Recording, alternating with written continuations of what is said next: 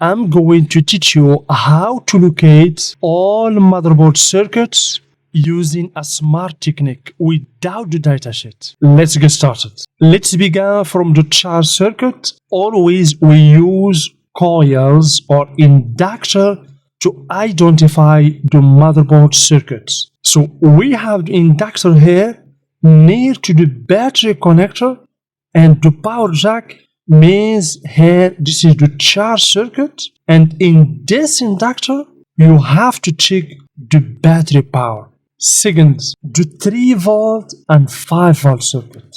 This is very simple. Please remember, always in every board you have to look for the 2 inductors next to each other. That inductors means 5 volt and 3.3 volt always. And of course you will find 2 channels with same component. Here we have coil, electrolytic capacitor, MOSFETs, and we have serum capacitors. 3 serum capacitors for the input. Electrolytic capacitor, same, coil, 2 MOSFETs, 3 serum capacitors. So this is the 5 volt channel and 3.3 volts always channel. If you want exclusive content and free schematics, join me on my Patreon page to be impressed. Third, for the RAM, very easy. Always locate the nearest coil to the RAM. So this is here the nearest coil to the RAM, means here we have to check the RAM voltage. Basically this is DDR3, means here we have to check 1.5 volts. As you can see, we have DDR3, but in some motherboard you will find 1.5 volts. As this motherboard here we have 1.5 volts, means DDR3 in both slots. After that, let's move on to the processor or the CPU circuit. Please, before diving into the course, we'd like to give a huge thank you to the sponsor for this video, PCBWay.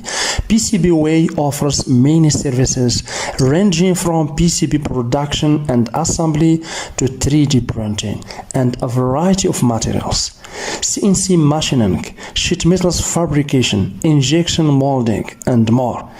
PCBWay makes it easy to get custom parts for your project. And if you don't like to work a lot with a soldering iron, they can even assemble your PCBs for you.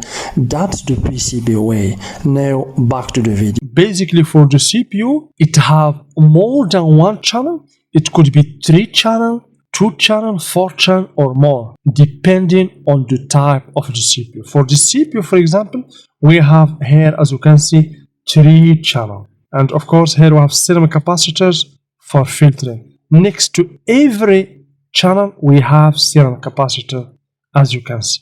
Because the processor needs a pure and exact voltage. And of course we have here the PCH. Basically in this board we have just 2 chips, the processor or CPU and the PCH. The PCH is the bridge between the CPU and all other peripherals and ports in this board.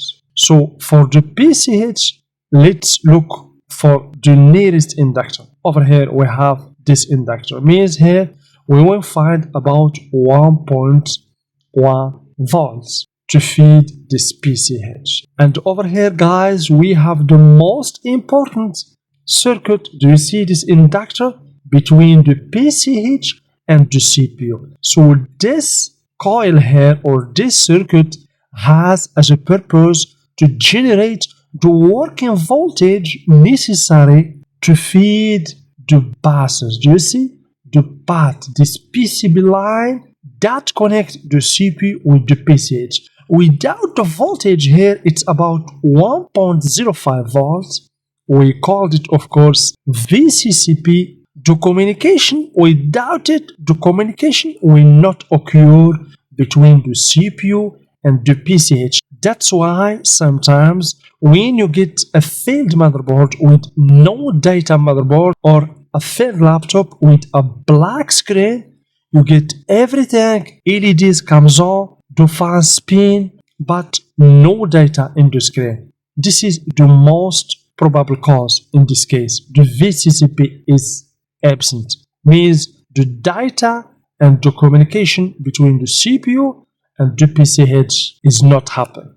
Okay, another very important circuit, the CPU SIO circuit. So basically, for those who didn't know how to spot the BIOS basic input output system chip in the motherboard, very easy. Always the BIOS is near the Super IO, as you can see. If you locate the Super IO, around the Super IO, you can find the BIOS. I hope you enjoyed the video.